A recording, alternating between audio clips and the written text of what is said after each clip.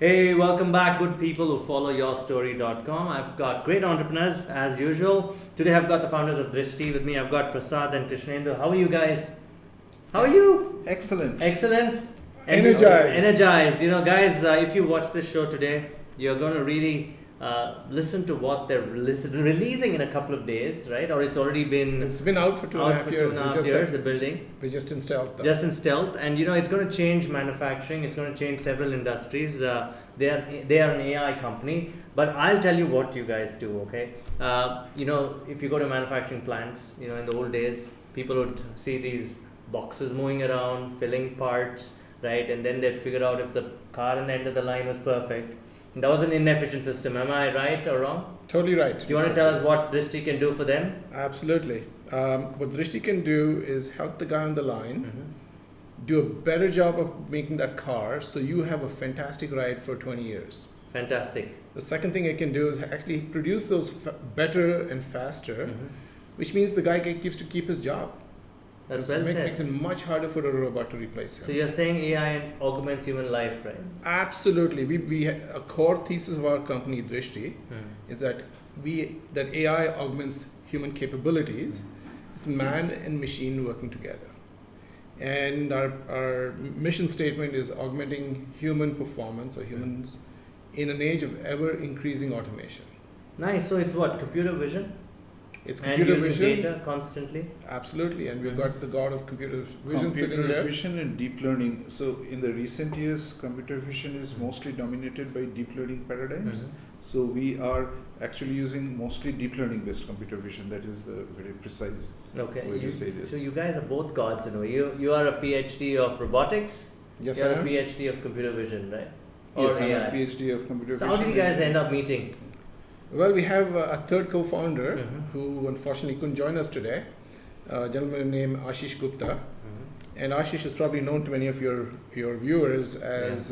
if you're an entrepreneur, people would know them. If you're an entrepreneur, you probably know Ashish. Ashish was the founder of a fund called Helion, one of the first investors in Music, Make My Trip, many other companies are that. Flipkart. The list is endless. Endless list.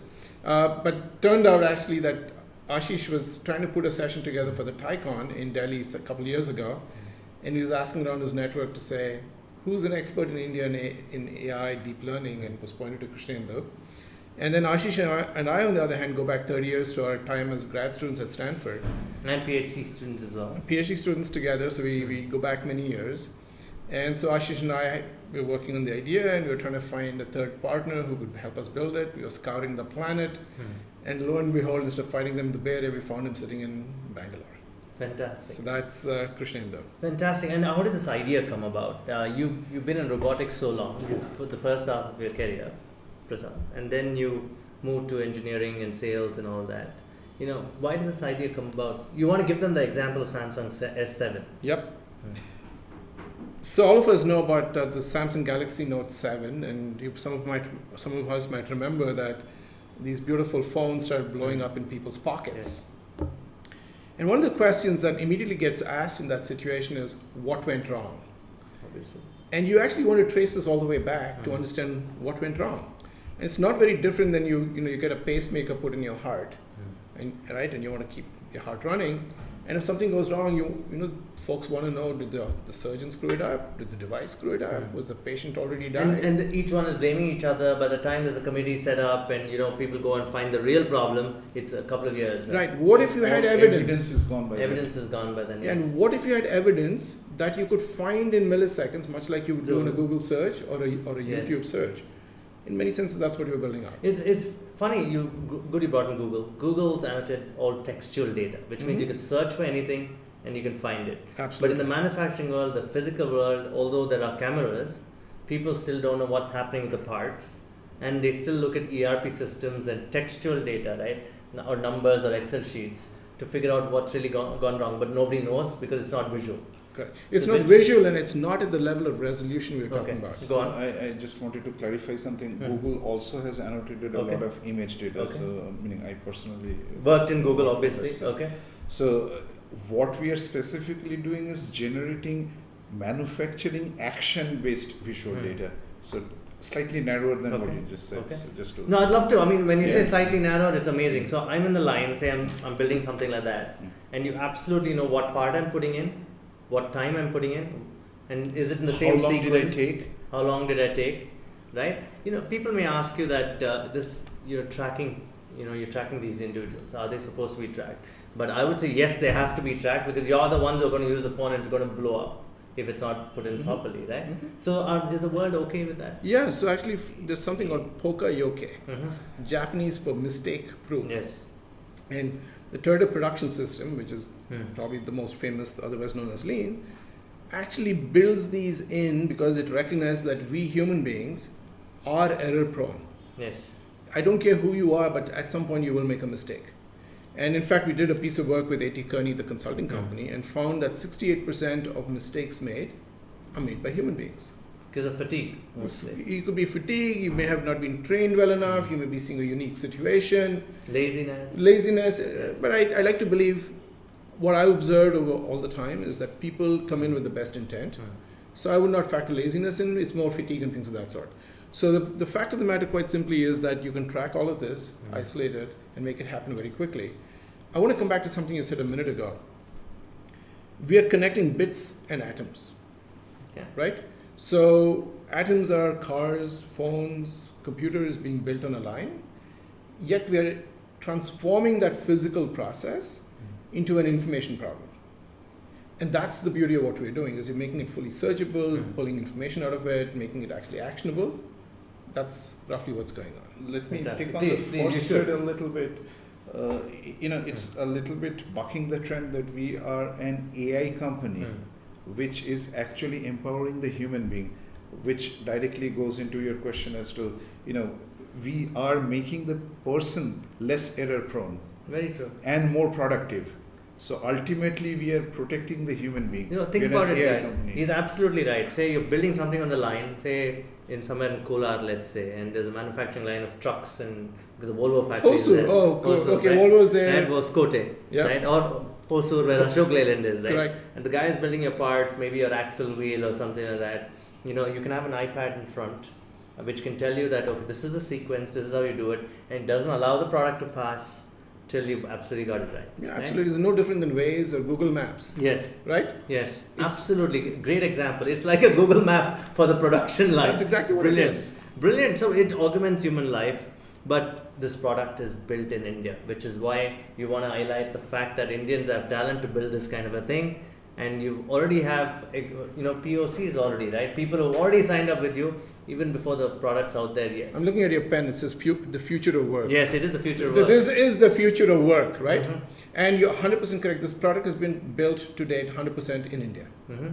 And this is actually, in my mind, proof that you can build unique products in Bangalore. And unlike most companies in Bangalore, where there's some guy in the US or somewhere else on the planet telling you what to do, the genesis of all of this is in Bangalore. And you're going to work under this man. You get to work with this man, you get to work with my other colleague, Naresh Okay. Sunkara. So we're building out a world-class team Mhm. in Bangalore. So you want to talk about your team in general? What kind of people are you hiring? What kind of languages do they have to learn before they come and sit in front of you and be interviewed by you? A sneak peek so that they don't get surprised when they apply. Yeah, certainly. So, as you can expect, we have a fairly strong AI team. It's already kind of there in place. A lot of the computer language that we use there is Python. Nice. There is a lot of video processing to be done. Some of that is written in C++.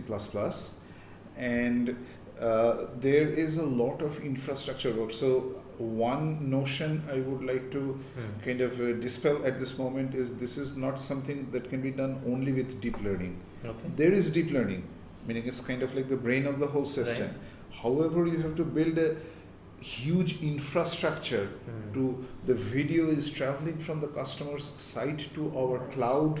It's being processed there. The annotations are saved in a big in a huge database. All of this infrastructure also needs to be built. So we have plenty of openings in those areas as well. In fact, right now that is probably, if anything, more important than the deep learning. So what? When you talk about infrastructure, they should have AWS certification, Google Cloud certification, What kind of languages should they have learned? I- Java is enough. I really don't mind them having any language as long as they are solid Dedicated. computer science, dedicated for Yes. certain, but a little bit more than that. They, as long as they have solid computer science fundamentals under their belt, we will. What is that solid computer science fundamentals? I would like you to explain it. Yes. So solid computer, basically a very good sense of algorithm. Okay. That is like the core. Mm. That is like the core. We in fact ask. I have a huge bank of algorithmic questions that I've been asking for decades at Google. We all some So of them. good math foundation. Basic math, good math foundation. Systems fundamentals. Systems fundamental means you have to know how about the strong database paradigms, SQL, NoSQL, Okay. and Columnar and columnar database, structural, non-structural databases. structured. Okay. So database fundamentals, algorithm fundamentals, and programming principles. That in some ways is basic. This is language independent notion, so programming. That said, our predominant programming language is Python for the back end, Python and C++ for the back end, and front end is Vue.js. And So I'm going to go non-technical. Yeah, let's go a bit non-technical. Yeah. Go on. I think we're looking for people who want to change the world. Yeah. And they want the hardest problems to solve. Right? These are the kinds of guys who want to take the hills, they want to climb Mount Everest. The tools are tools of the trade. But the question is, are you looking to take on something extremely hard? If you want a run-of-the-mill job, there's a million of them in Bangalore. If you want a change the unique world, job, you come and talk to Krishna. So guys, you guys understand the language of unicorns, right? Let me take a bet. I predict these guys will be unicorns, right? And obviously, and you want to change the world, come here. Is there an email that they can write to join in? Yeah. Jobs@drishti.com. But does it get looked at? Absolutely, it comes to me. Okay, nice. Jobs at Drishti, D-R. ISHTI. Okay, you both look at that. And it's very serious. Excuse me, you got some of the best hires coming off of a cold call. Okay, let me also tell you this, right? When you look at data heavy lifting, there are these giants like Google, AWS say, we'll let you do the data heavy lifting. Why do you want to let others do it? You guys focus on the core product. Is that true, or are you guys doing it all by yourself? So actually, at this point in time, we're doing it all by ourselves. So I'll give a little analogy that'll probably make sense to the car buffs in the audience. When Henry Ford built the Rouge River plant to make the Model T, Correct. he built the entire plant. It's vertically integrated. So what did he say? Steel in, car out. Raw steel at one end, a beautiful car out at the other end. We're doing the same thing. I'll tell you why. Most people want to work with deep learning, AI. Guess what? The number of people on the planet who know how to do that is very, very, very small. So what's very clear to us is that we've got to build the entire product. It's almost like saying, you know what, we will give you the value, but abstract the hard problems away from you. And that's why we want people to come and join us to solve those hard problems and make it simple for the customer. Because we want the widest distribution of this in all of software. And I come from a manufacturing background. It's not like all my colleagues know deep learning, right? So we've got to make it easy. We've got to solve actual business problems. And that's why we build a fully vertically integrated solution. Yeah, you want to have. I'm slightly apprehensive that Prasad pointed to me when he said raw steel. So I don't know what he meant, but hopefully You're a it's good. steely man. I wanted to add something. Go on, please. You should always add something. You're always allowed to. Go on. So basically, at this point, we are meaning the deep learning part is kind of getting solved to a certain extent, but I want to point out that we have proprietary neural network architectures. We are not using off-the-shelf tricks. This is something important. We have dozens of patent applications outstanding. So dozens, you mean? Dozens. Literally dozens. Literally dozens. Dozens. Dozens. And we are beating the state of the art of the world in certain classes of neural networks. These are neural networks that we created here. These are not quite often you will see people just taking off the shelf neural networks and building upon them. It's great to know this is being built in India. This is why we are getting such results. Nice, but both of you, right? I mean, tell me, where did you start your careers all the way back? And you started off in India at the time. I mean, situations change a lot in terms of talent. How do you look at talent now? Very good, or still the same problem as back then? Hopeful, need to be trained. So I'm a Bangalorean. Okay. So I grew up here in Bangalore. Fantastic. So my life started here. I grew up in IISc. My father was a professor. Mm-hmm. My first job was at TV Sundaram Iyengar and Sons. Yes, TVS. TVS in the garage. I was a grease mechanic. Okay. I had to use influence to get that job because they couldn't understand why a kid from IIT wanted to work on a car. But more seriously, when I look at talent, I think of talent in two ways. At one level, we have plenty of talent. Mm-hmm.